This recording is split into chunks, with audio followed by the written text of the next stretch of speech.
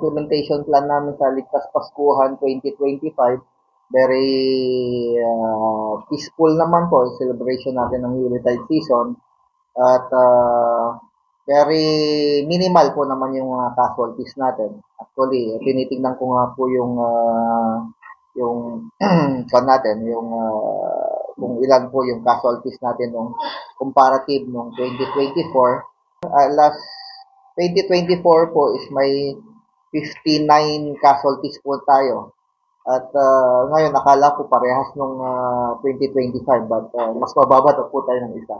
So, it shows na ganun pa rin po yung natin with the help ng local government units, our communities, at saka siyempre ating kapulisan na nagbantay noong Yuletide season. Very peaceful po ang pag-celebrate po natin ng Yuletide season.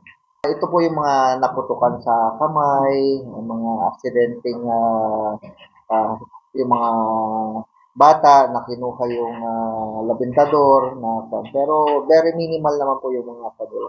Wala naman po namatay. Yes, pero incident po tayo sa mga namatay na dahil sa pagputok.